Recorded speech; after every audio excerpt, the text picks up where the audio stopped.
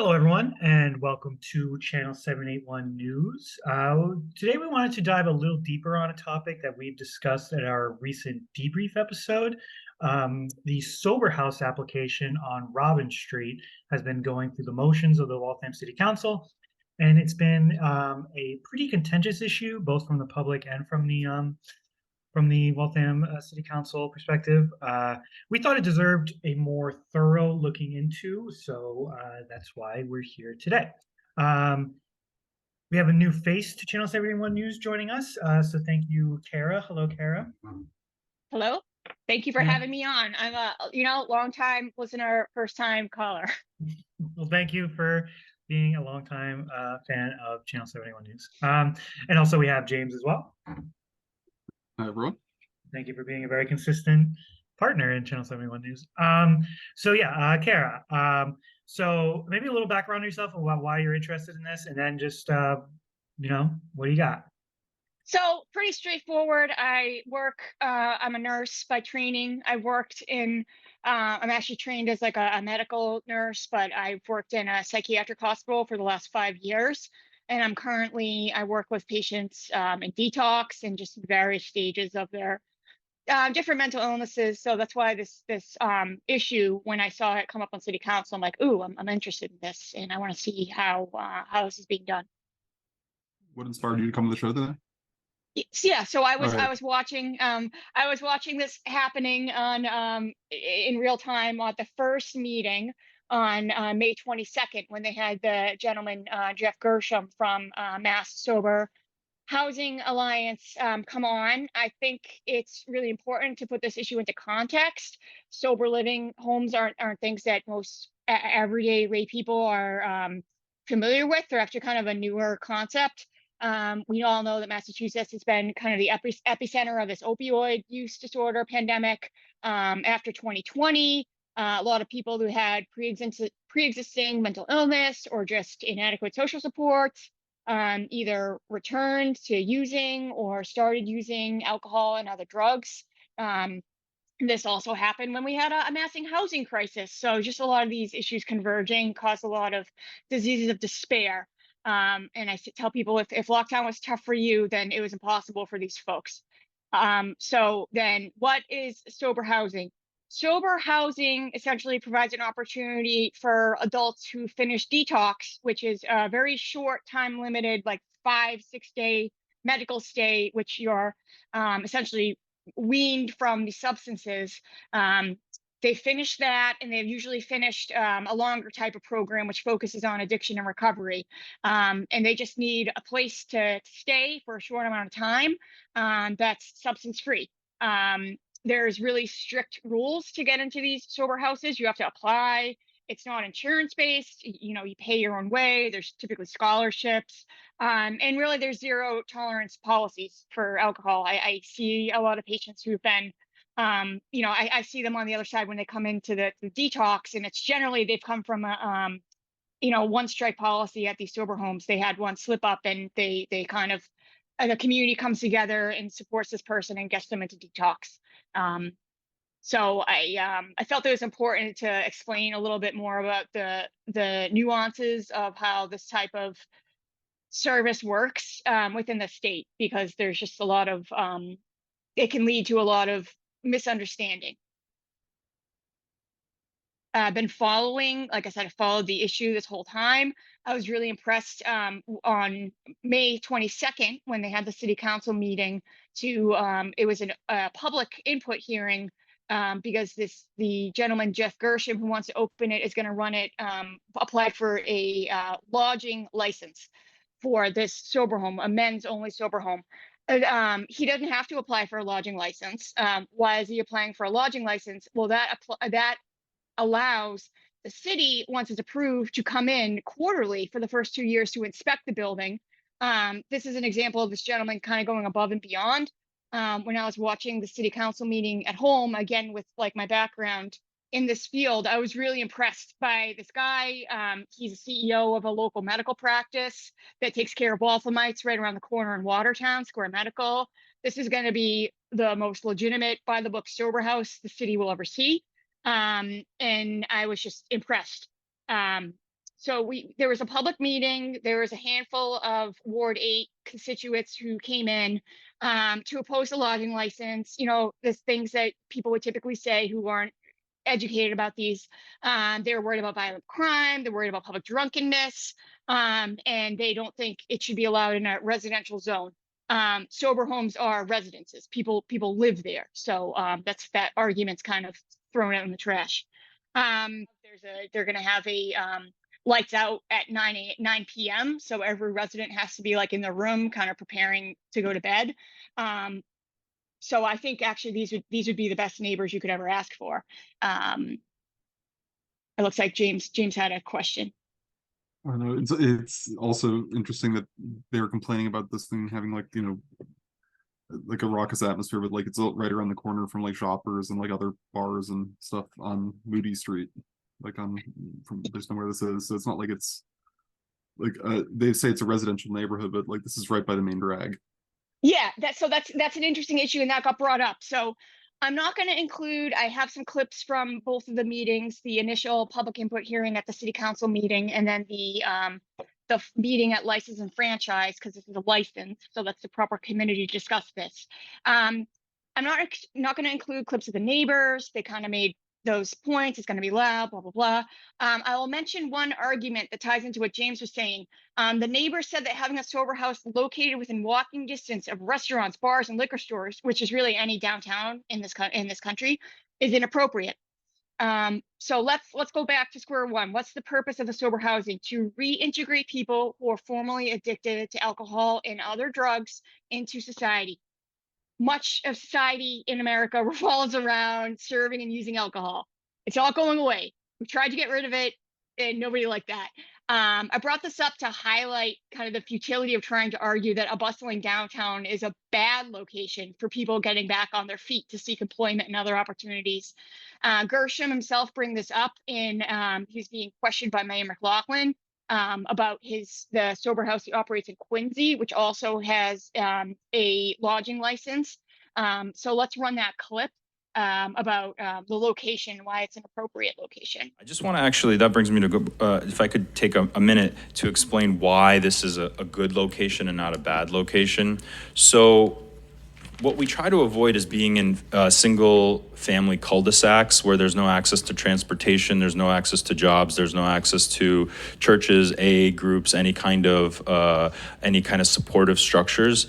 Moody Street is actually a perfect place for this. And again, we're right on the border of a commercial district. This is where they can get, if you don't have a license, you can get on a bus, you can walk to a job, you can walk to an AA group down the street at the church.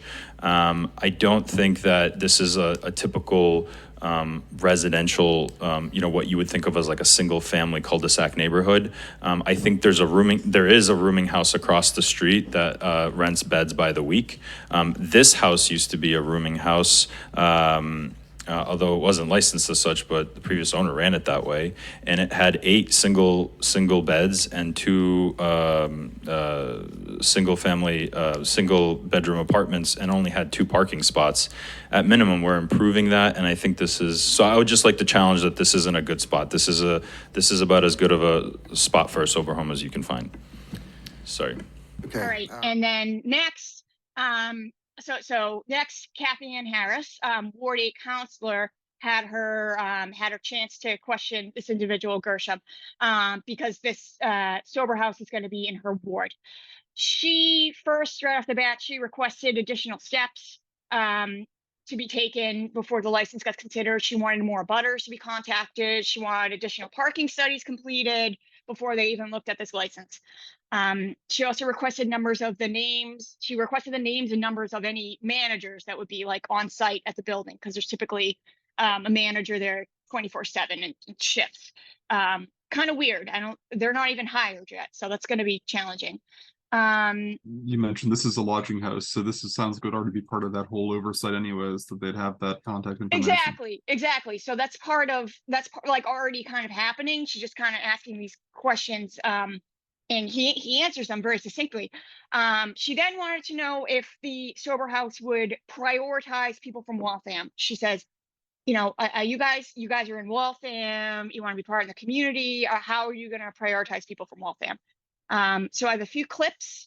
After that, she gets caught kind of looking a little silly because she made a statement saying that these people were in treatment and that they're like in the stages of the recovery process. And it's actually, no, they're not in treatment. This is just a place for people to live without substances. And she gets kind of put in her place by Gershom, which was amusing to see. One, in your plan about offering, because another, resident also spoke, in offering this service to the city of Waltham, are you giving any sort of preference to Waltham residents that are in need of treatment? Yeah, that's something that we discussed in the reasonable accommodation. We will try to work with local organizations that, local police department, churches, AA groups, local medical practices that would naturally be our first kind of referral list. But we certainly wouldn't just take people from Waltham because there's a lot of neighboring towns. But just through organic referrals, I believe that Waltham has a deficiency of sober housing. So I would imagine most people would come from the immediate area. I would want to be more direct about that. So I think what I'm asking is slightly different. It's not a concept. It's if we're going to put a sober house in Waltham and we're not going to give first refusal to Waltham residents in need, then perhaps we need to rethink that. Because the whole idea of being in Waltham is to be a part of the community and help the community in that way. So if you're not able to answer that here, I would want that in writing for committee and also submitted to the clerk so that we can discuss it. I don't think, I understand what you're saying, but there's no mechanism that exists. And I sit on the board of sober housing for the state of, for Massachusetts. There's no mechanism in place for a first right of refusal. There'd be no mechanism to keep a bed unfilled waiting for a Waltham resident. I'm not, excuse me, Madam President, I'm not saying that. I think we're lined up slightly differently here. Okay. Let me recast, kind of just take a breath there. What I'm asking you is if there was a bed that was open, Yes. you don't hold it for a Waltham resident. Right. You have an intake of a Waltham resident and you give that first to the Waltham resident. Like, so if you had 3 people who were in queue, so to speak, to get an opportunity here, that would go to the Waltham resident, given that it's in Waltham, because that helps keeps families together and it helps bring the community together and it helps us address, our own challenges in our community. That's what I'm asking you, sir. Okay. Would you consider that? I'd have to check with my counsel on that. I agree. I'm not sure that I can, but I'll check. I would really appreciate Yeah, that. On absolutely. behalf of the residents of Waltham and the residents of Ward 8, I think that's really, really important. When you talk about your other location, one of the things that was raised by the residents is that we're bringing people into treatment who are in various stages of recovering from their addiction. And can you just talk about that? Because you are going to be very proximal to a liquor store. There are several restaurants, and if people are in treatment, talk about why. Just to educate here a Absolutely. little bit, please. So, just taking a step back and explaining some of my, this is my profession as work. I'm also the CEO of Square Medical Group, which treats a lot of Waltham residents for mental health. We're a community mental health center. Okay. And a licensed substance abuse outpatient center. I also sit and chaired the board of MASH, which is the Mass Alliance for Sober Housing, Yeah. for 3 years, and I continue to sit on the board. So a lot of the policies that are statewide, I'm very familiar with in how sober homes interact with the rest of the treatment and recovery infrastructure of the state. Yeah. Sober housing is the last step in recovery for most individuals. It is not treatment. There's actually no clinical services that are legally allowed to be provided in a sober home. It is strictly a sober environment that is not paid by. Ultimately, Ward 8 Councilor Harris played her favorite trick in the book, which is requesting a neighborhood input meeting to in her words, unpack the conversation as a community. So just to keep everyone on the timeline, on 5/22, the city council meeting, where there was public input about the license, and Councilor Harris made some requests. The city council made plenty of requests of this gentleman. And then 2 weeks later, last week, License and Franchises Committee met to discuss this issue in its committee. By this time, Gershom had provided all the documents. And actually an attorney from Jeanette McCarthy's law department was present, so she could discuss kind of what's been happening. Important to note is that this application process started 10 months ago. This has been going on for 10 months. Like I said, the attorney came in and talked about the agreement that they're working on. It's called the Reasonable Accommodations Agreement. So let's roll that clip from our city's law department about how this process has been unrolling over the past 10 months. Week, but I could certainly address what has happened through the law department to bring us to this point, if that would sort of shed some light on how we got where we are right now. The building department received this application for the sober house and a request for reasonable accommodation, at which point they contacted the law department and collectively the building department and myself met with these gentlemen to discuss their proposal and look at the law surrounding sober houses and the Federal Fair Housing Act and what was required of the city with respect to what is known as a reasonable accommodation. And as I'm sure you heard last week, sober houses such as this have some level of federal protection against discrimination because this is addiction is considered a disability. So the city does have some legal obligation to accommodate special requests to allow these types of facilities outside our strict zoning parameters within reason. And the way that many communities deal with this is through what is known as a reasonable accommodation agreement. So through our meetings with this entity and review of their other properties and review of what has been done in other communities, we developed a draft reasonable accommodation agreement, which was a give and take back and forth between the law department, the building department, and this entity. And through part of that negotiation, what we determined was that a lodging house license would be a reasonable way to have some ongoing oversight of this use. It would be an opportunity for the city council to look at this use and make the determination to apply the Federal Fair Housing, waive the zoning for this particular district, and allow the house to operate in an area where lodging houses would not normally be allowed. But it would also allow for incorporation of some of these agreed upon standards. So this applicant agreed to apply. What you saw there, the city is legally obligated to provide this license within a reasonable time frame. If they don't do this, they're actually violating federal law and they're violating a state law. And it seems to be they're just waiting on this hearing. So I have a few clips that I want to run about the lawyer mentioning the clock or the timeline. And then we also have McLaughlin and a few of the other in Vidal kind of going back with Gershom, who wants to open the sober house, about the timeline. And let's roll those. There is not a clock as you have in the zoning context on these license applications. Right. But this applicant has gone through a fairly lengthy process up to this point to get to where we are. And certainly, we have to be reasonable about the amount of time that it takes to see this through to the end. And my question has more to do with the scheduling of a neighborhood meeting and would the Ward 8 councilor need to get that done by a certain date? What you're actually saying is we can't delay this. We want to move forward with taking a vote on this, I would say, after the neighborhood meeting and after we get a chance to review what they submitted tonight. Okay. In doing this reasonable accommodation, we've developed a building plan and certain things that we've gone through that have taken months and months and months. So as part of this, a neighborhood meeting, I've done neighborhood meetings in the past. I'm fine doing a neighborhood meeting.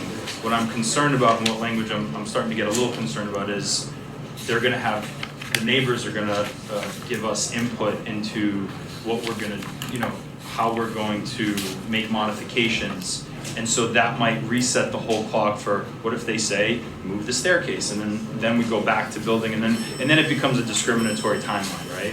So I just wanna kind of point that out, that, I'm fine having a neighborhood meeting as long as it's reasonable, in that we're not gonna go back to square one. Thank you very much. Councilor McLaughlin. Thank you, Mr. Chairman, and just through you to the petitioner.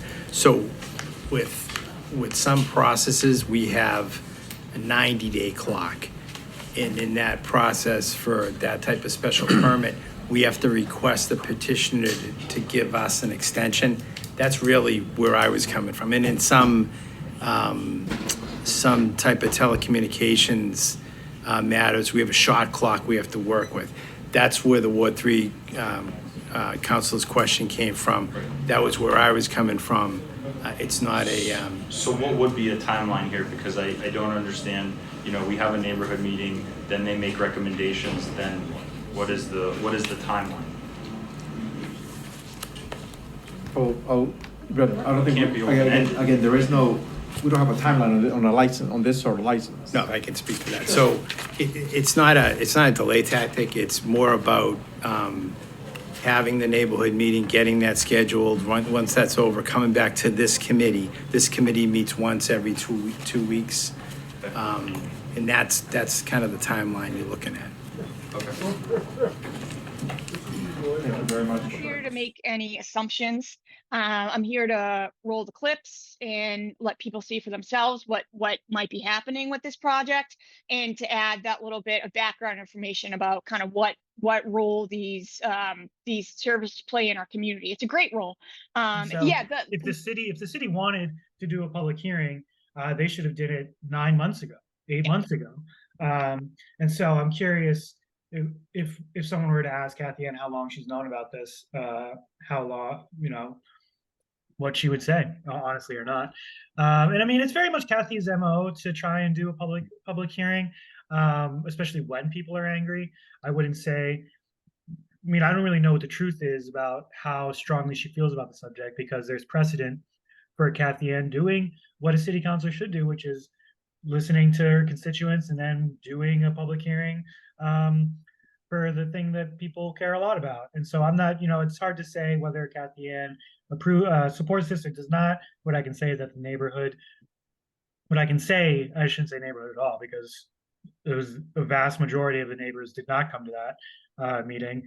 A very vocal. it's 4, Yeah, right? It's yeah, 4 people. Yeah. Yeah, and one 4 lady people. spoke like Yeah. 3 times. It's Yeah, like, okay, yeah. we got it. You don't So like it's it. tough to say. It's tough to say how many people support it. If Kathy Ann supports it, what I can say is those 4 people did not like it, and so Kathy Ann is going to do her job, and she's going to put on this public hearing. Does she realize that it's completely nonsensical and it's just people venting, and they're going to approve it anyway? Probably. I'm gonna guess yes.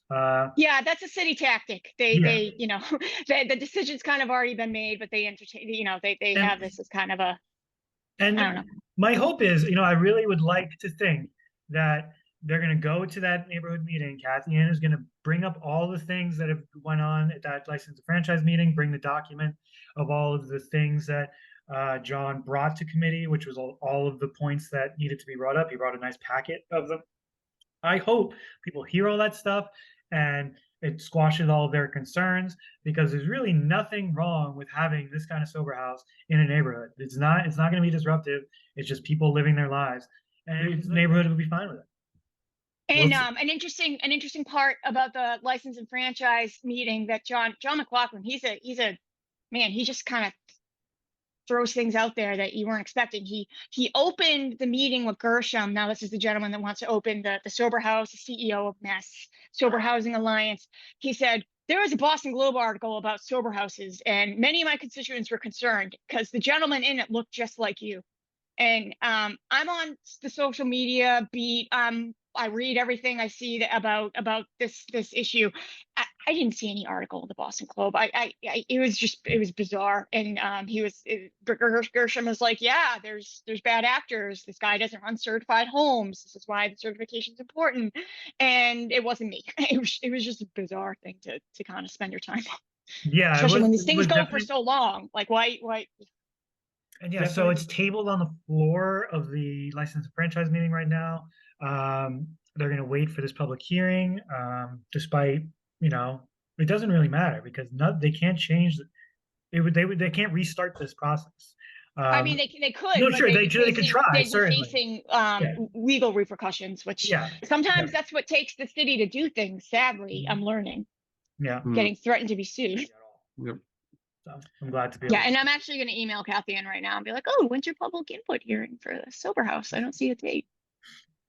Sounds I'm like an a good idea. abutting. I'm I'm a an neighbor. I'm a abutting neighbor and I ward. hate this thing. Yeah, I should be like, I'm worried about public drunkenness. Do a quick word. All right. Okay, thank you very much. We'll see you all at our next upload. Bye. All right, bye everyone.